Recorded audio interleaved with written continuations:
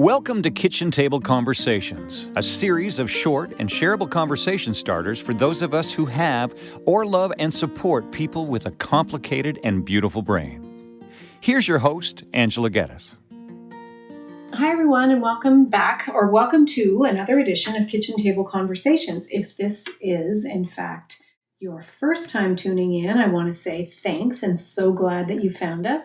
And if you have been coming back again and again, I want to just take a minute to say I really appreciate your support. I have to admit that doing podcasts is not necessarily what I'm really best at, but every time I think about whether or not I should continue, I get some really, really positive feedback or somebody indicating how important the information that I'm sharing is and how much of an impact it's made. So here I am. I'm going to continue this for the next little while anyway.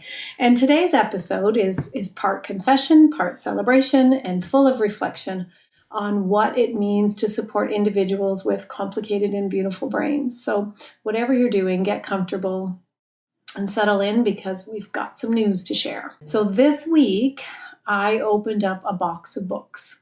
I got it delivered from Amazon and it was quite heavy. And these are not just any books, these are my books. The newly revised second editions of both A Complicated and Beautiful Brain and Not Your Typical Parenting Guide arrived on my doorstep. And yes, I was pretty excited to see them. Now, I know that some people get excited over new shoes and concert tickets.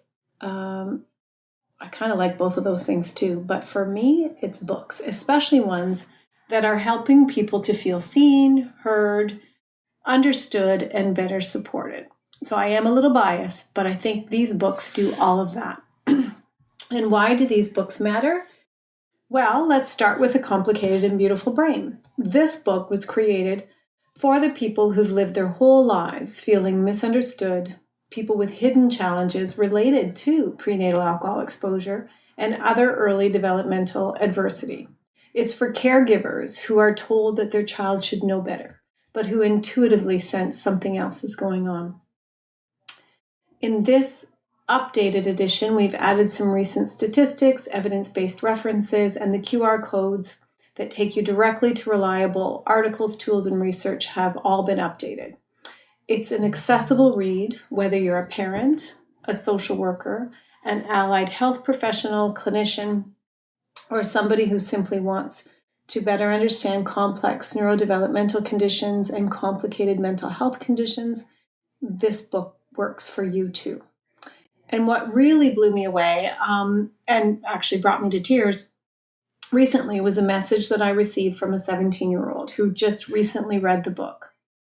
She said, "This book is truly incredible. I am a teen with FASD, and I felt that it was me coming out of the pages. Angela's book has really changed my way of thinking and my life, so I am thankful. Thank you, Angela, for saving my complicated and beautiful brain and for giving me hope." And when I read that, I really did get goosebumps and a little tear in my eye because that's exactly why I wrote the book.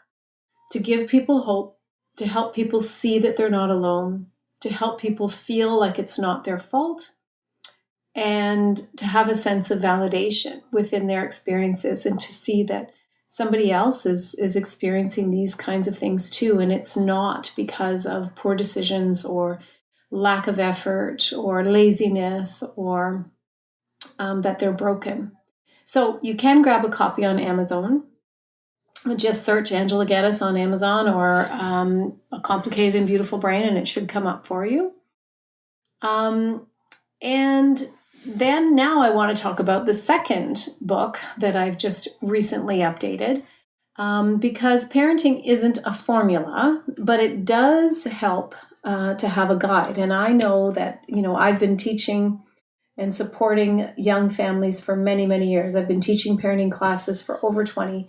And I know that nobody comes out of the text within a book. I've read a lot of them, and I have 3 children, and I have been stumped more than once and humbled, quite frankly, more than once in my parenting journey But it does really help to have a guide and have some tools in your back pocket so that when things do get a little bit puzzling or confusing or stressful, you can pull out some of these tips and strategies. And so, let's focus on not your typical parenting guide. It's written because typical parenting guides don't always work, especially for spirited children and for kids with complicated and beautiful brains. So this one is for parents and caregivers who are raising kids who don't fit neatly into a box. You know the ones, the opinionated ones, the energetic ones, the ones that won't always follow through with things that seem to be fairly simple and straightforward, the ones that feel things very deeply.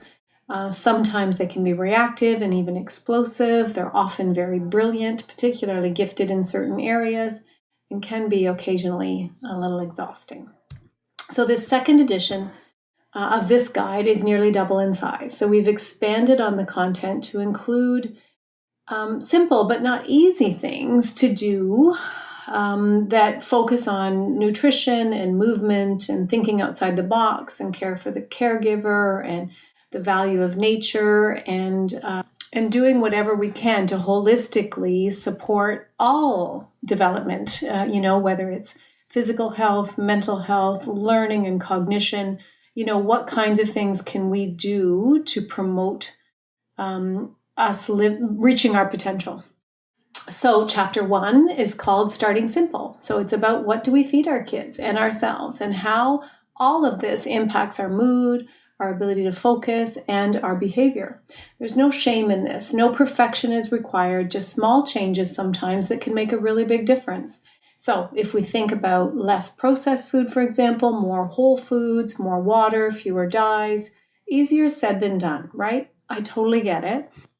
But when we know more about the impact of what we're putting into our bodies, then sometimes we can make better and informed decisions. And we can have these conversations with our kids so that they can link, mood to what they ate and how well they slept and that kind of thing.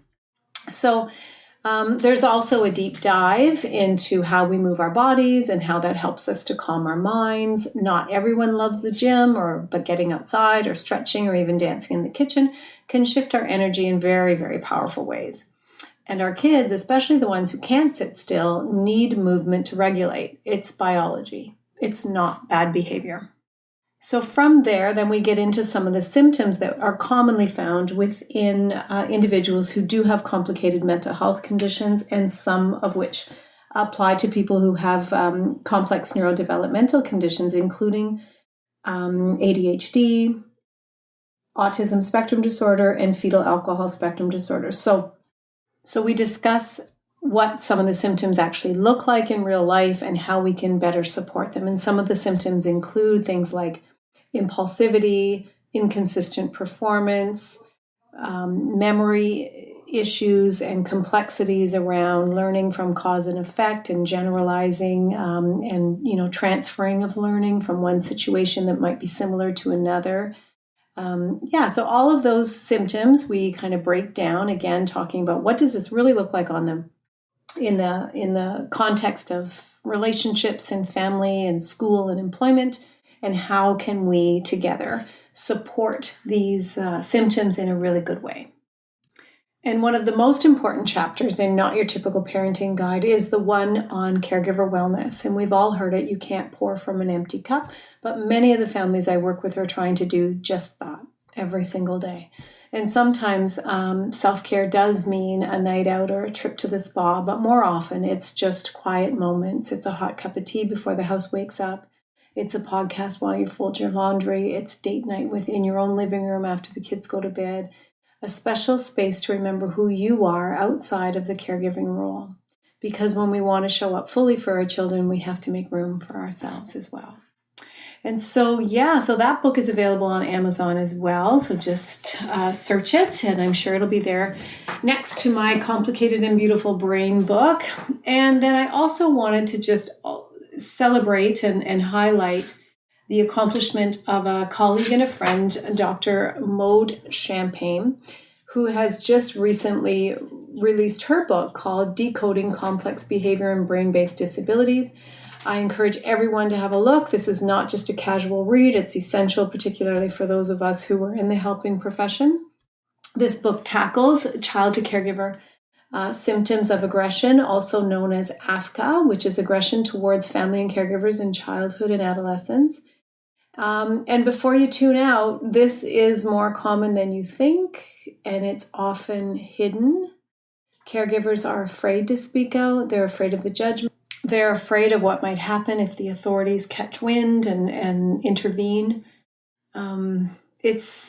If I've had families tell me, if I tell the truth, I'm afraid I'll be seen as the problem. And some have literally endured broken bones because of a reactive episode within their home that ended up in violence and aggression. And it was so traumatic.